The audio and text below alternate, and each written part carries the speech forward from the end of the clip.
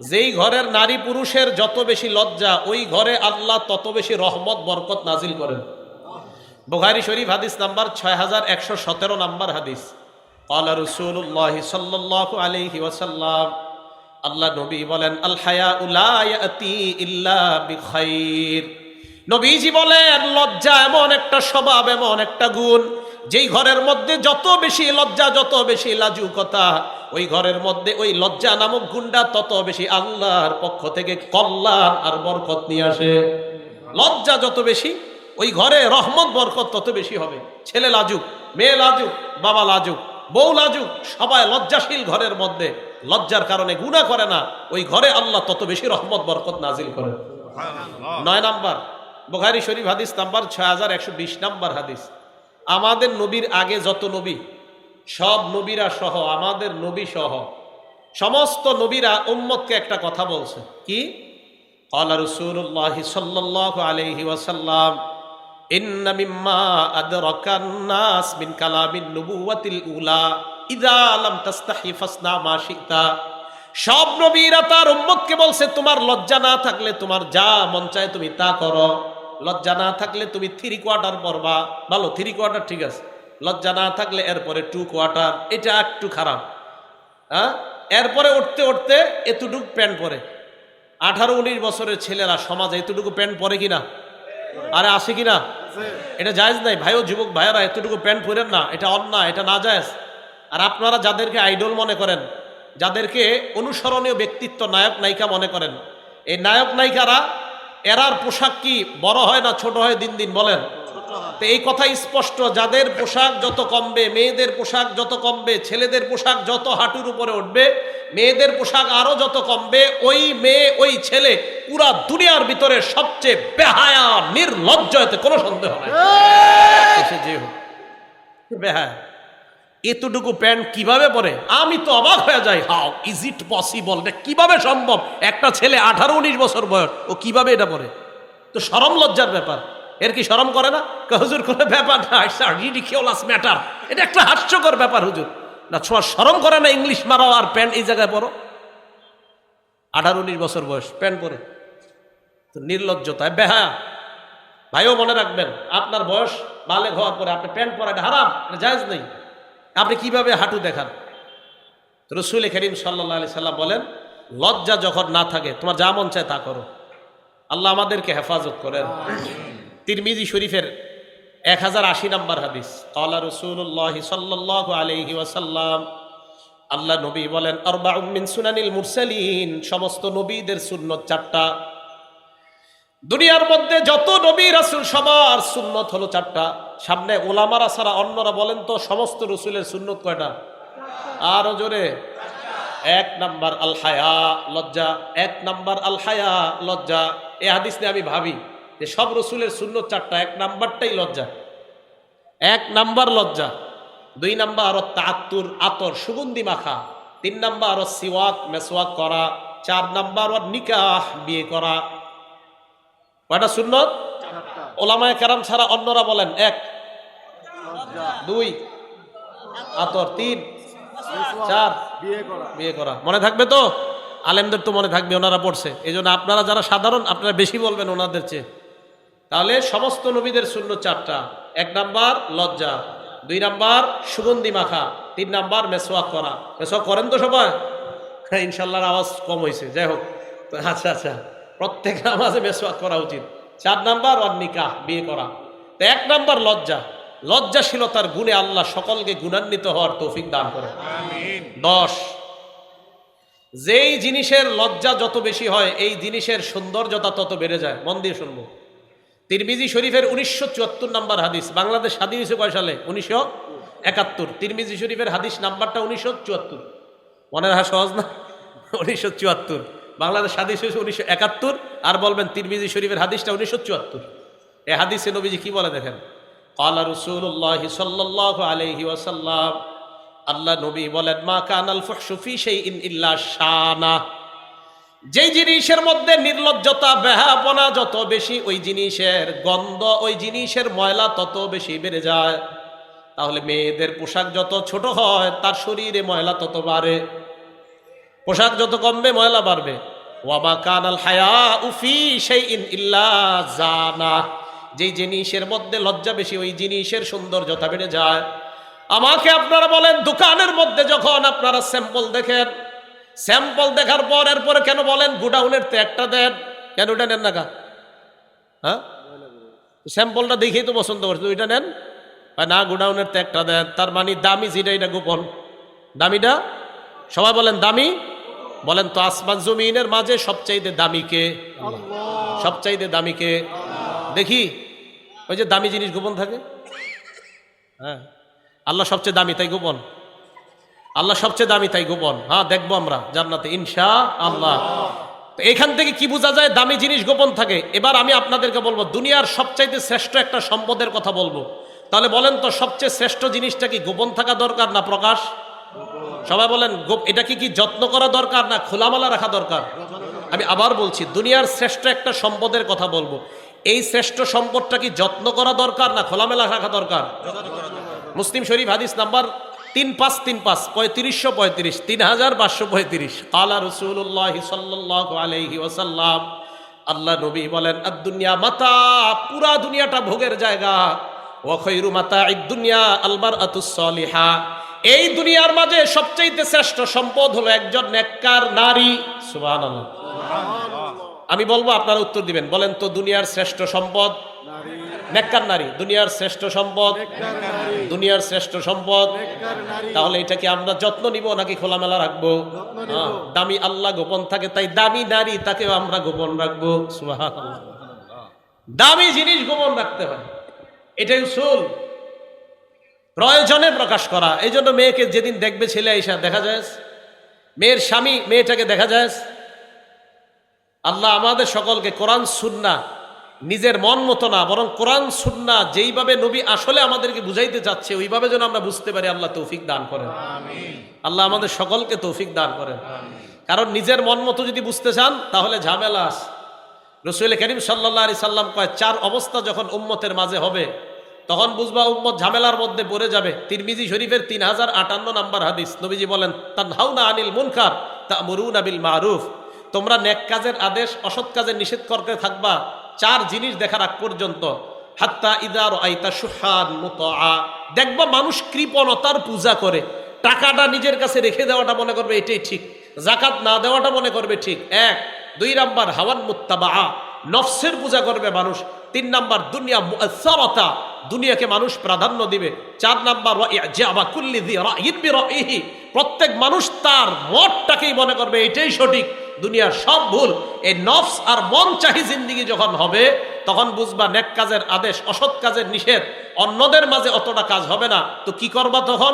নিজের ঈমান নিজে হেফাজত করার চেষ্টা করবা। ভাই উলামায়ে কেরাম আপনাদের খুব মহব্বত করে, আপনাদেরকে জাহান্নাম থেকে বাঁচাইতে চায়, তাই উলামায়ে কেরামকে শত্রু মনে করবেন না। মাঝে মাঝে উলামায়ে কেরাম কোরআন সুন্নাহ বলতেই থাকে, বলতে দেয়, ও হুজুর খুব ভালো বলে। যেই একদিন হুজুর একটা কথা বলে যেটা আপনার বিরুদ্ধে যায় অথচ আপনি অন্যায় করতেছেন, তখনই বলেন, থুর আজকে আর ভালো লাগে নাই, এটা ঠিক না, এটা আপনি মন চাহি জিন্দেগিতে চললেন, এটা অন্যায়। তাহলে আল্লাহ আমাদের সকলকে কোরআন সুন্নাহ মোতাবেক জীবন পরিচালনা করার তৌফিক দান করেন। একটা কথা গেল, যেই জিনিসের লজ্জা বেশি এই জিনিসের সৌন্দর্য বেশি। এবার আসেন, লজ্জা 4 প্রকার। বলেন লজ্জা কয় প্রকার? 4 প্রকার। 1 আল হায়াউ মিনাল্লাহ, আল্লাহকে লজ্জা পাওয়া। 2 নাম্বার আল হায়াউ মিনাল মালাইকা, ফেরেশতাদেরকে লজ্জা পাওয়া। 3 নাম্বার আল হায়াউ মিনান নাস, মানুষকে লজ্জা পাওয়া। 4 নাম্বার আল হায়াউ মিনান নাফস, নিজেকে লজ্জা পাওয়া। লজ্জা কয় প্রকার? 4 প্রকার। 1 নাম্বার আল্লাহকে লজ্জা পাওয়া, 2 নাম্বার ফেরেশতাকে লজ্জা পাওয়া, 3 নাম্বার মানুষকে লজ্জা পাওয়া, 4 নাম্বার নিজেকে লজ্জা পাওয়া। 1 নাম্বার কাকে লজ্জা পাওয়া? আজকে থেকে 2টা আয়াত সবসময় মনে রাখবেন। আয়াত মনে না রাখলেও চলবে, অর্থ মনে রাখলেই চলবে। প্রথম সূরা আলাক আয়াত নাম্বার 14। আপনি রাস্তা দিয়ে হাঁটছেন, শয়তান আপনাকে গুনাহ করাতে চাচ্ছে, শয়তান আপনাকে এদিক সেদিক নিতে চাইতেছে। আল্লাহ পাক রব্বুল আলামিনের ওই আয়াত সাথে সাথে কানে আনবেন যে আল্লাহ আমাকে বলছে সূরা আলাকের 14 নম্বর আয়াতে, আলাম ইয়ালাম বি আন্নাল্লাহ ইয়ারা, এই বান্দা, এই সে কি জানে না আমি তাকে দেখছি? এই সে কি জানে না আমি তাকে দেখছি? আপনি হাঁটছেন, গুনাহ করতেছেন, আপনি মদের বোতল নিলেন, আপনি মাদক, আপনি নেশা করবেন, আল্লাহ বলছেন, এই বান্দা তুমি কি জানো না আমি তোমাকে দেখছি? আলাম দিয়ে আলাম, আল্লাহ দেখছে আমাকে আপনাকে। এ হলো 1 নাম্বার আয়াত। 2 সূরা কফ 16 নাম্বার আয়াত, আল্লাহ বলেন ওয়ালাকাদ খালাকনাল ইনসানা ওয়া না'লামু মা তুওয়াসবিসু বিহি নাফসু, আমি মানুষ বানাইলাম, মানুষের অন্তর যা কুমন্ত্রণা দেয় আমি আল্লাহ জানি। আল্লাহ এত কিছু জানে, আমি কথা বলতেছি আরিফ বিন হাবিব, আল্লাহ কয় আমি জানি। এই মুখ বন্ধ, জিহ্বা দিয়ে আল্লাহরে কিছু বলছি, আল্লাহ কয় এটাও জানি। জিহ্বা বন্ধ, ঠোঁট বন্ধ, মনে মনে শুধু কল্পনা করছি, আল্লাহ কয় এটাও জানি, সব জানে। তখন বলেন ওয়ানাহনু আকরাবু ইলাইহি মিন হাবলিল ওয়ারিদ, তোমার শাহরগ এই দমনীরও আরো নিকটবর্তী আমি আল্লাহ। ভাইও রাস্তা দিয়ে হাঁটার সময় গুনাহ যখন করতে মন চাইবে, চিন্তা করবেন আল্লাহ বলছে এই বান্দা, আরে তুমি কি জানো না আমি তোমাকে দেখছি, গুনাহ ছেড়ে দেন, আজকে থেকে ছেড়ে দেন না, আমি সহ সবাই ছেড়ে দেই। আল্লাহ বলছে আমি তোমাকে দেখছি, তুমি কি দেখো না? আরে আমি তো জানি সব, তুমি কি করছো, কি ব্যাপার, তুমি কেন গুনাহ করছো? আল্লাহকে লজ্জা পাও। আল্লাহ আমাদের সকলকে আল্লাহকে যেন লজ্জা পাই আল্লাহ তৌফিক দান করেন। এবার আল্লাহকে লজ্জা পাওয়ার একটা দৃষ্টান্ত নেন। ইউসুফ আলাইহিস সালাতু ওয়াস সালাম আর জুলাইখা এক ঘরে, ইউসুফ আলাইহিস সালাম আর জুলাইখা এক ঘরের মধ্যে। ইউসুফ আলাইহিস সালাতু ওয়াস সালাম আর জুলাইখা, আরে ওলামায়ে কেরাম রে খেদমতে লাগাই দিয়েছে। ছাত্র কই? এ বেটা সামনে আসো। আল্লাহু আকবার। রাসূল করিম সাল্লাল্লাহু আলাইহি সাল্লাম হাদিসের মধ্যে আল্লাহকে লজ্জা পাওয়ার ব্যাখ্যাও দিয়েছেন। আগে জানি আল্লাহকে লজ্জা পাওয়ার একটা দৃষ্টান্ত সূরা ইউসুফ আয়াত নাম্বার 23। ইউসুফ নবী আর জুলাইখা এক ঘরের মধ্যে আছে। আগাল্লাকাতিল আবওয়াব, দরজা লাগাই দিছে সব।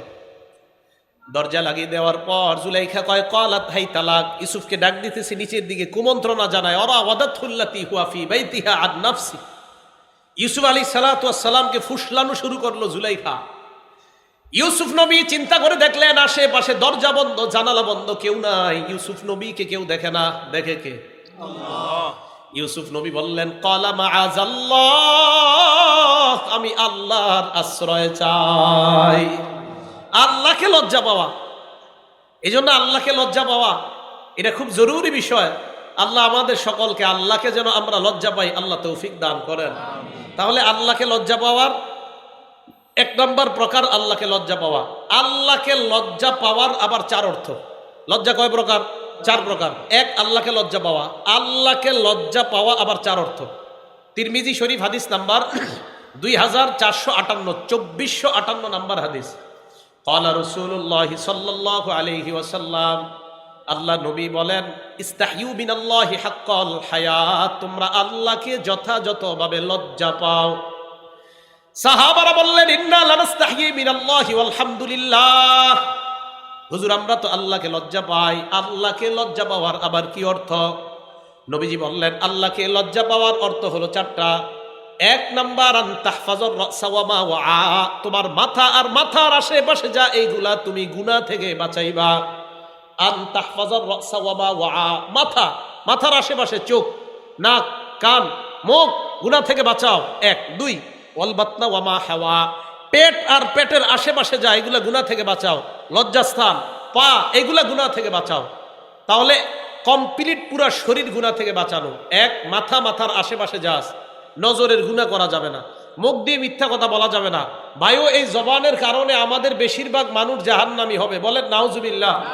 তিরমিজি শরীফের 2616 নম্বর হাদিস, 2616 নম্বর হাদিস, রাসূল করিম সাল্লাল্লাহু আলাইহি সাল্লাম বলেন হাল ইয়াকুব্বুন নাস ফিন্নার আলা ওয়ুজুহিহিম আও আলা মানাখিরিহিম ইল্লা হাসাইদু আলসিনাতিহিম, মানুষ বেশিরভাগ মানুষকে আল্লাহ মাথাটা নিচের দিকে দিবে, পাগুলা উপরের দিকে দিয়ে তাদেরকে ধাক্কাইতে ধাক্কাইতে আল্লাহ জাহান্নামে ফেলে দিবে। কেন? নবী বলেন শুধু এই মুখের কারণে অধিকাংশ মানুষ এইভাবে জাহান্নামী হবে। 1 নাম্বার আল্লাহকে লজ্জা পাওয়া, জবান হেফাজত করা, নজর হেফাজত করা, নাক হেফাজত করা। আল্লাহ আমাদের সকলকে গুনাহ থেকে এই অঙ্গগুলা বাঁচানোর তৌফিক দান করেন। 2 নাম্বার ওয়াল বাতনা ওয়া মা হাওয়া, পেট, পেটের আশেপাশে যা এগুলা গুনাহ থেকে বাঁচানো। এবার 2টা মিলায় দেখেন, রাসূল বলেন মাই ইয়াজমান লি মা বাইনা লাহইহি ওয়া মা বাইনা রিজলাইহি, আরেক বর্ণনায় ওয়া মা বাইনা ফাখিজাইহি। নবীজি বলেন এই 2 চোয়ালের মাঝখানে যেই জবান আছে, এই জিহ্বা যারা আমাকে গ্যারান্টি দিবা জবান দিয়ে কাউকে তুমি কষ্ট দাও না, জবান দিয়ে কাউকে আঘাত করো না, জবান দিয়ে কারো গীবত করো না, জবান দিয়ে তুমি মিথ্যা কথা বলো না, নবী বলেন, 1 নাম্বার জবানের নিরাপত্তা আমাকে দিয়ে দাও, 2 নাম্বার 2 রানের মাঝখানের লজ্জাস্থানের নিরাপত্তা আমাকে দিয়ে দাও। নবীকে যদি বলতে পারেন, হুজুর আমি জবান দিয়ে গুনাহ করি না, লজ্জাস্থান দিয়ে আমি গুনাহ করি না, আল্লাহ নবী বলেন 2 জিনিসের গ্যারান্টি, নিরাপত্তা দিয়ে দাও, আজমান লাহুল জান্নাহ, আমি নবী তাকে জান্নাতে নেওয়ার জিম্মাদার হয়ে গেলাম। আমি আল্লাহর কাছে বলে তাকে জান্নাতে নিব। তাহলে 1 নাম্বার মাথার আশেপাশে যা গুনাহ থেকে বাঁচানো, 2 নাম্বার পেটের আশেপাশে গুনাহ থেকে বাঁচানো। এই 2 জায়গার দ্বারা কি বোঝা যায়? কমপ্লিট পুরা বডি গুনাহ থেকে বাঁচানো। 3 নাম্বার ওয়া তাতাযাক্কারুল মাউত ওয়াল বিলাহ, মরণ স্মরণ করা, মরণের পর আপনি পচে যাবেন এই অংশটা স্মরণ করা। আমি আপনি আজকে মারা গেলাম, এই যে দেখেন আমি আপনাদের সামনে বয়ান করতেছি, কি জনপ্রিয়তা, হ্যাঁ ভাবসা এমনই তো আমার, হ্যাঁ আমি কালকে মারা যাবো, শেষ, কালকে এই একটু পরে মারা যাবো, কালকে এই মুহূর্তে 1 দিন, পরের দিন 2 দিন, পরের দিন 3 দিন। বিশ্বাস করেন 3 দিন পরে আপনারা যার যার মতো কাজ শুরু করবেন। 4 দিনের দিন আরিফ বিন হাবিবের জন্য কিছু একটা করা দরকার, আচ্ছা 7 দিনের দিন ভুলে গেছেন। 1 মাস পরে সবাই সবার মতো, 1 বছর পরে কিসের কে আরিফ বিন হাবিব, কোথায় কে সে কি, সব শেষ। ওয়া তাতাযাক্কারুল মাউত ওয়াল বিলাহ, তুমি মরে যাইবা, মরার পর পচে যাইবা, ওটা নিয়ে ভাবো। এটাই তো সত্যি কথা। আমি আপনি মারা যাওয়ার পর আমার সন্তানাদি, আমার আত্মীয় স্বজন আমাদেরকে দাফন করে দিবে।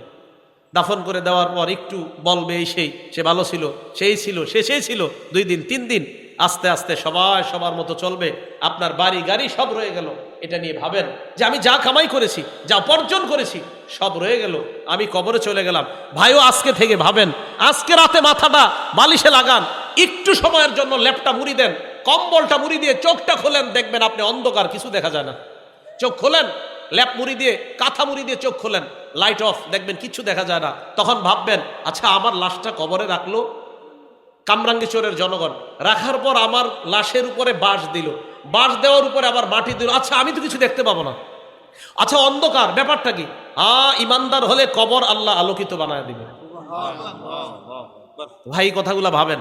নবীজি বললেন আল্লাহকে লজ্জা পাওয়ার 3 নাম্বার অর্থ তাতাযাক্কারুল মাউত ওয়াল বিলাহ, তুমি মারা যাইবা এটা চিন্তা করো, পচে যাইবা চিন্তা করো। 4 ওমান আরাদাল আখিরাতা তারাকা জিনাতাদ দুনিয়া, আখিরাতের স্মরণে দুনিয়ার চাকচিক্য বিসর্জন দেওয়া। কামরাঙ্গীরচর দিয়ে আপনি হাঁটছেন, হঠাৎ একটা 10 তলা 5 তলা বাড়ির দিকে তাকাইলেন আর চিন্তা করলেন আমারও যদি হইতো, চিন্তা করতেছেন। এখন মনে করেন কি করবেন? তখন আখেরাত চিন্তা করবেন, আখেরাতে আল্লাহ আরো বড় দিবে, সুবহানাল্লাহ। এই চিন্তায় দুনিয়ার চাকচিক্য বিসর্জন দেওয়া। নবী বলেন মাথার আশেপাশ গুনাহ থেকে বাঁচানো, পেটের আশেপাশ গুনাহ থেকে বাঁচানো, আখেরাত কবরের কথা স্মরণ করা। 4 আখেরাতের চিন্তায় দুনিয়ার চাকচিক্য বিসর্জন দেওয়ার গুণ। এই 4টা যার মাঝে অর্জন হয়ে যাবে প্রাত্যহিক প্রতিদিনের জীবনের মধ্যে, ফাকাদ ইস্তাহইয়া মিনাল্লাহি হাক্কাল হায়া, সে আল্লাহকে যথাযথ লজ্জা পাইল। 2 নাম্বার আল হায়া মিনাল মালাইকা, ফেরেশতাদেরকে লজ্জা পাওয়া। সূরা ইনফিতরের আয়াত মনে রাখবেন, ওয়া ইন্না আলাইকুম লাহাফিজিন কিরামান কাতিবিন। এই যে আমি আপনি হাঁটছি, এখন থেকে আমরা নিয়ত করবো যে হাঁটতেছি। আল্লাহ বলেন ওয়া ইন্না আলাইকুম লাহাফিজিন, তোমাদের সাথে সংরক্ষণকারী ফেরেশতা আছে, কিরামান কাতিবিন, সম্মানিত লেখকগণ। আমি আপনি টেলিভিশনের দিকে তাকাইলাম, ফেরেশতা লিখে ফেলছে। আমি আপনি নারীর দিকে একবার তাকানোর পর নজর নিচের দিকে করলাম, ফেরেশতা গুনাহ লেখে নাই, আবার তাকাইলাম লিখে ফেলছে।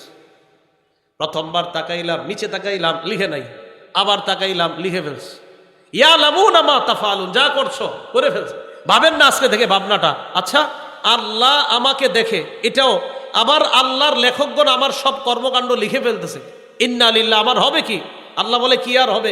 15 নাম্বার পারা 2 নাম্বার পৃষ্ঠা খোলো, খোলার পর এটা পড়বা যে আমি আল্লাহ কুল্লা ইনসানিন আলজামনাহু তায়রাহু ফি উনুকি, আমি তোমার গলার মধ্যে ছোট্ট একটা খাতা মেমোরি কার্ড ঝুলিয়ে দিয়েছি। অনুখরিজু লাহু ইয়াউমাল কিয়ামাতি কিতাবা, কিয়ামতের মাঠে আমি আল্লাহ এটা খুলবো। ইয়ালকাহু মানশুরা, বান্দা ওইটাকে দেখতেও পাবে খোলা অবস্থায়। দেখার পর কি হবে? আল্লাহ বলেন ওই বান্দা দেখা বলবে মালি হাজাল কিতাব লা ইগাদিরু সগীরাতাও ওয়ালা কাবীরাতান ইল্লা আহসাহা, নাউজুবিল্লাহ, ইন্না লিল্লাহি। আমল নামার কি হলো?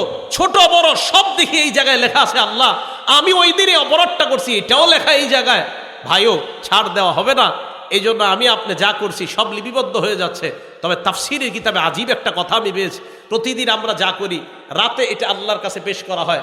সহিফা আসছে হাদিসের মধ্যে, পেশ করার পর কি তাফসীরে আসছে, সহিফা পেশ করার পর আল্লাহ প্রথম পৃষ্ঠা খোলে, ওখানে ইস্তেগফার, শেষের পৃষ্ঠা ওখানেও ইস্তেগফার, মাঝখানের গুলা আর দেখে না, আল্লাহ দিয়ে দেয়। ফেরেশতা বলে আল্লাহ লেখলাম তো এত কিছু, আর তো দেখলেন না। এটা তাফসীরের একটা বর্ণনা। এই কথা বলার পর আল্লাহর পক্ষ থেকে বলা হয় আমি তো জানি কি করেছে না করেছে। প্রথম পৃষ্ঠায় ভালো লেখা, শেষ পৃষ্ঠায় ভালো লেখা, মাঝে কিছু ভুলভ্রান্তি বান্দার হয়ে গিয়েছে, আমি আল্লাহ সব মাফ করে দিয়েছি। তো বলতেছিলাম আমার আপনার আমল নামাটা ফজরের মাধ্যমে যেন শুরু হয়, এশার মাধ্যমে যেন শেষ হয় দিনটা। কথা বুঝে আসছে? তাহলে আমাদের আমল নামায় শুরুতে ফজর, শেষে এশা হবে। হ্যাঁ, মাঝের নামাজ তো ছাড়াই যাবে না, বাকি এদিক সেদিকের ভুলগুলা আল্লাহ চাইলে মাফ করে দিবেন।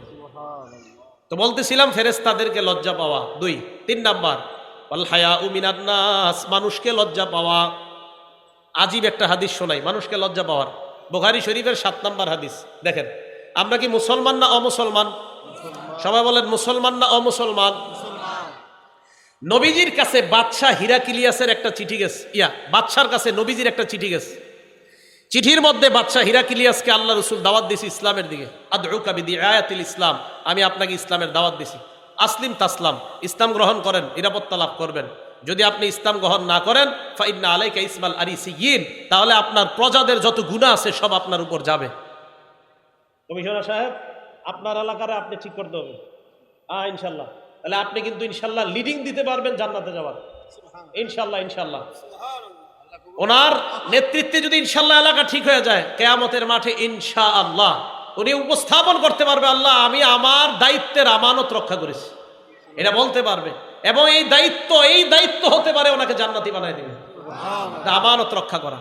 তো দেখেন, রসুল করিম সাল্লাল্লাহু আলাইহি সাল্লামের চিঠি গেছে বাদশাহ হিরাকিলিয়াসের কাছে। যাওয়ার পর নবী বললেন আমি আপনাকে ইসলামের দিয়ে আহ্বান করলাম, দাওয়াত দিলাম, ইসলামের দিকে দাওয়াত দিলাম। আপনি ইসলাম গ্রহণ করেন, আপনি নিরাপত্তা লাভ করবেন। আপনার যদি ইসলাম গ্রহণ করতে না পারেন, আপনি যদি না করেন, আপনার দেখা দেখে আপনার প্রজারাও ইসলাম গ্রহণ করবে না, তাদের গুনাহ কিন্তু আপনার উপর বর্তাবে যদি তারা আপনার উপর অনুসরণ করে গুনাহ করে। তো এই কথা বলার পর বাদশাহ হিরাকিলিয়াস চিঠি পড়ার পর বলল, আচ্ছা এই জায়গায় কি মক্কার কেউ আছে যাদেরকে এই নবীর ব্যাপারে কিছু জিজ্ঞাসা করা যায়?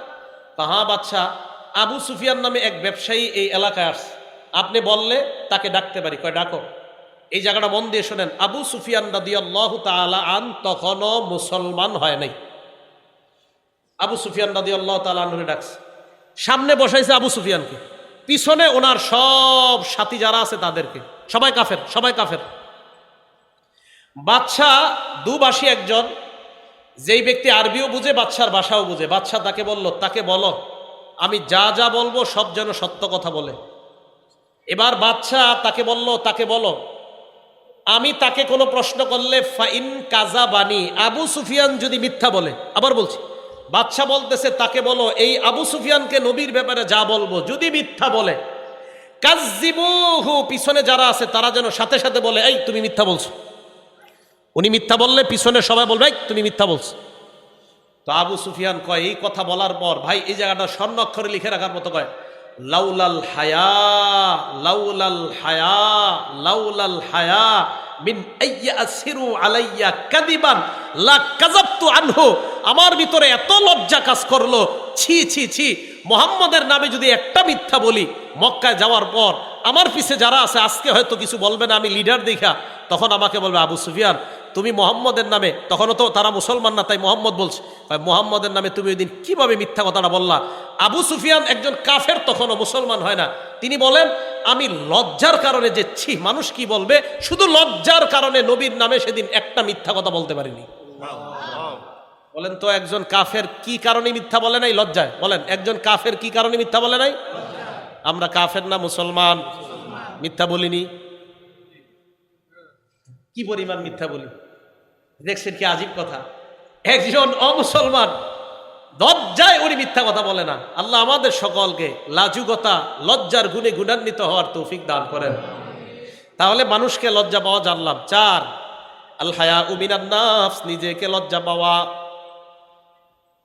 নিজেকে লজ্জা পাওয়ার কয়েকটা দৃষ্টান্ত। এক নাম্বার, নিজেকে লজ্জা পাওয়ার দৃষ্টান্ত, নবীজি সাল্লাল্লাহু আলাইহি ওয়াসাল্লাম এক মাঠের সামনে দিয়ে রওনা করলেন। উলামায়ে কেরাম সহ অন্য যারা আছি, মাদ্রাসার ছাত্র যারা আছি, এই ইবারতটা ভালো করে শুনবো। নাসাই শরীফের 406 নম্বর হাদিস। নবীজি এক ব্যক্তিরে দেখে খোলা মাঠে গোসল করতেছে, খোলা মাঠে গোসল করে। এই দৃশ্য দেখার পর নবী মিম্বরে দাঁড়াইলেন। দাঁড়ানোর পর বললেন, হে জনগণ, ইন্নাল্লাহা হাইয়ুন হালিমুন সিত্তিরুন ইউহিব্বুল হায়া ওয়াস সিতরা ওয়াস সাতর। নবী সাল্লাল্লাহু আলাইহি সাল্লাম বললেন, হে জনগণ, আল্লাহ লাজুক, সুবহানাল্লাহ। আল্লাহ হালিম, সহনশীল। আল্লাহ সিত্তির, মানুষের সব ডাইকা রাখে। আল্লাহ সব ডাইকা রাখে, তোমরা দি সব খুইলা দাও। মানে কই কি, এই যে সবার সামনে গোসল করা, তো আমরা যারা গোসল করি অথবা আমরা যারা ছাত্র ভাই আছি, গোসলের ক্ষেত্রে একটু সাবধানতা অবলম্বন করা, গামছা শরীরে রাখা। বোক এই বোক যত বেশি দেখে মানুষ, নজর যদি লেগে যায় মেধা কমতে থাকবে। নজর লেগে যাওয়া হাদিস দ্বারা প্রমাণিত। নজর লেগে গেলে মেধা কমতে থাকে। বিশ্বাস করেন, আমার আপনজনরা ছাড়া গত 15 বছর আমার শরীর কেউ দেখছে কিনা আমার মনে নাই। 15-16 বছর হবে। আমাদের সেগুলা দিশা বলছে, শরীর দেখবে মেধা কমবে, শরীর দেখবে মেধা কমবে। তো বলতেছিলাম, হুজুরে বলছি, হুজুর দলিল কি? বেটা, নজর লাগলে, এটা হাদিস দ্বারা প্রমাণিত, নজর কারণে মানুষের শরীর আকর্ষণীয় হয়। এটা ছেলে হোক মেয়ে হোক। একটা ছেলে, হুজুর ছোট ছেলে কি আকর্ষণ? তার শরীর ছোট, ছেলের তার শরীরের মধ্যে আকর্ষণ থাকবে। নজর লেগে গেলে এই নজরের কারণে তার জীবনটা নষ্ট হয়ে যেতে পারে, মেধা কমে যেতে পারে। তাই গার্জিয়ান যারা আছেন, সন্তানদের শরীরের ক্ষেত্রে খুব সতর্ক। বারান্দায় খালি শরীরে দাঁড় করায় রাখবেন না। মাদ্রাসা ছাত্র হোক, স্কুলের ছাত্র হোক, খালি শরীরে বারান্দায় দাঁড় করায় রাখবেন না, অন্যরা যেন আপনার সন্তানের শরীর না দেখে। এই ব্যাপারটা সতর্কতা অবলম্বন করা। নবীজি সাল্লাল্লাহু আলাইহি সাল্লাম বললেন, ফাইদা তাসালা আহাদুকুম, তোমাদের কেউ যখন গোসল করবা, ফালইয়াস্তাতির, একটু পর্দা টর্দা দিয়ে গোসল করো। এইভাবে সবার সামনে গোসল করো মানে কি? তাহলে পর্দা দিয়ে গোসল করা, একটা ঢাকনার মধ্যে গোসল করা, এটা নিজেকেও লজ্জা পাওয়ার মতো। ওখানে তো কেউ আপনাকে দেখবে না। আল্লাহ আমাদের সকলকে এই গুণটা অর্জন করার তৌফিক দান করেন। আরেকটা উদাহরণ দেখি আমরা, আবু দাউদ শরীফের হাদিস নাম্বার 4014 নাম্বার হাদিস। এই হাদিসের মধ্যে একজন সাহাবা আছে, নাম জারহাদ। বলেন কি নাম? জারহাদ। এটা হাসির ঘটনা। জারহাদ রাদিয়াল্লাহু তাআলা আনহু বলেন, জালাসা রাসূলুল্লাহ সাল্লাল্লাহু আলাইহি ওয়াসাল্লাম ইনদানা ওয়া ফাখিজি মুনকাশিফা। জারহাদ রাদিয়াল্লাহু তাআলা আনহু বলেন, আল্লাহ নবী আমাদের সামনে বসা, আমার রান খোলা। জারহাদ রাদিয়াল্লাহু তাআলা আনহু বলেন, আমার রান খোলা, নবী আমাদের সামনে বসা। নবী আমার দিকে তাকায় বললেন, ছি ছি, আমা আলিমতা আন্নাল ফাখিজা আওরা, তুমি কি জানো না রান সতরের অন্তর্ভুক্ত? এই মিয়া, রান ঢাকো। তাহলে এই হাদিস দ্বারা বুঝলাম রান পুরুষের সতর না সতরের বাহিরে, এটা ঢাকতে হবে, না ডাকলে গুনাহ হবে। নবীজি বললেন, আমা আলিমতা আন্নাল ফাখিজা আওরা, এই তুমি জানো না রান ঢেকে রাখতে হয়? আওরত মানে ঢেকে রাখার জিনিস, আওরত মানে ঢেকে রাখার জিনিস, এটা ঢেকে রাখতে হয়, জানো না? এই জন্য মনে রাখবেন, সতর আর আওরতের মধ্যে পার্থক্য কি বলেন তো? সতর আর আওরত, সতর বলা হয়, মনে করেন মা বোনদেরকে দিয়ে বুঝাই, মা বোনদের সতর কোনটা, আওরত কোনটা? মা বোনদের সতর বাবার সামনে যা খোলা রাখা যায়, মামার সামনে যা খোলা রাখা যায়, মায়ের সামনে যা, বাবা ভাইয়ের সামনে যা খোলা রাখা যায়, চাচার সামনে একটা মেয়ে যা খুলতে পারে, এটার নাম সতর। অন্যের সামনে যা খুলতে পারে না মেয়ে, এটার নাম আওরত। তাই অন্য পুরুষের সামনে মেয়ে চেহারা ঢেকে রাখা, এটার নাম আওরত। বাবার সামনে চেহারা খোলা রাখা, এটার নাম সতর। তো কোনো মেয়ে যদি চেহারা খুইলা কোনো শপিং মলে চাকরি করে, এটার নাম কখনো আওরত হবে না, এটা সতর হবে।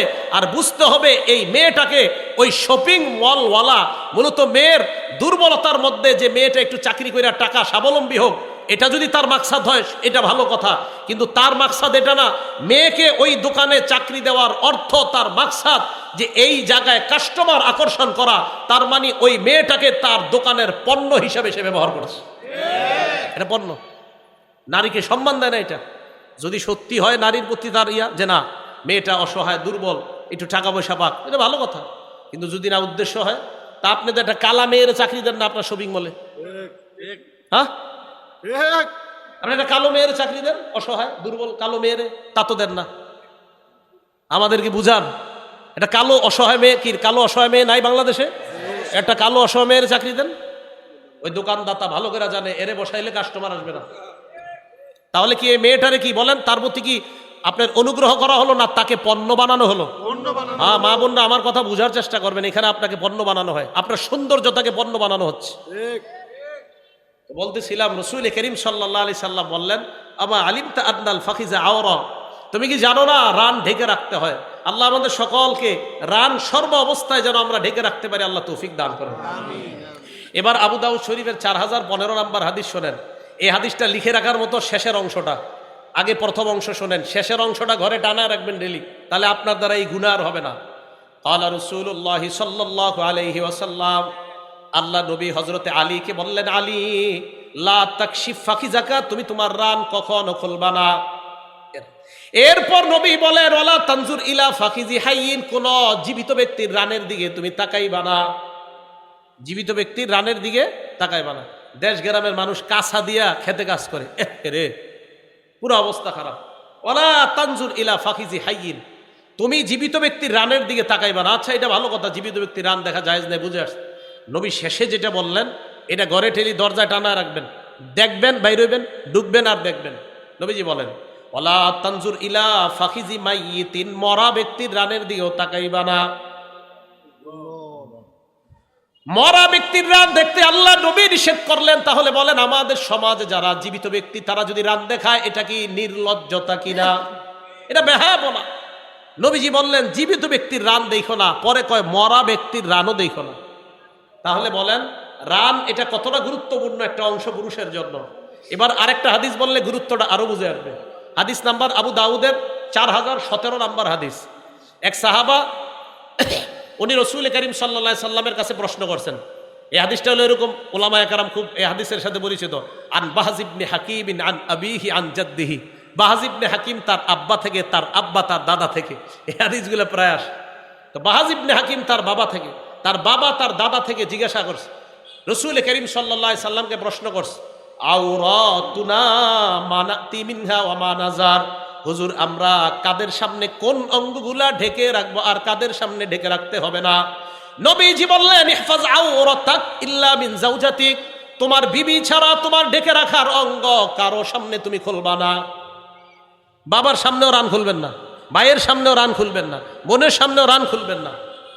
নবীজি বললেন তোমার বিবি ছাড়া অন্য কারো সামনে যা ঢেকে রাখতে হয় তা খুলবা না।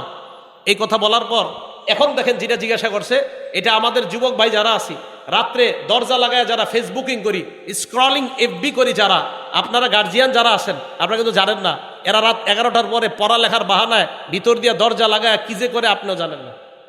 এখন শোনেন, তো সাহাবা প্রশ্ন করলেন, হুজুর ইজা কানা আহাদুনা খালিয়া, হুজুর ঘরে দরজা লাগায় যদি কেউ একা একা ঘরের ভিতরে থাকি তাহলেও কি রান ঢাকতে হবে? আবার ঘরের ভিতরে একা একা আসি হুজুর, তখনও কি রান ঢাকতে হবে? আবার বলছি, হুজুর ঘরে একা আসি, এই একা একাও কি আমার রান ঢেকে রাখতে হবে? ঘরে কেউ নাই হুজুর, দরজা লাগানো। নবীজি বলেন, ফাল্লাহ আহাক্কু আইয়ুস্তাহইয়া মিন, রাসূল করিম সাল্লাল্লাহু আলাইহি সাল্লাম বলেন, মিয়া ঘরে কেউ নাই, আল্লাহ, আল্লাহকে লজ্জা পাওয়া আরো বেশি দরকার তোমার। তাহলে ঘরে একা থাকলে রান খোলা যাবে ইচ্ছা করে?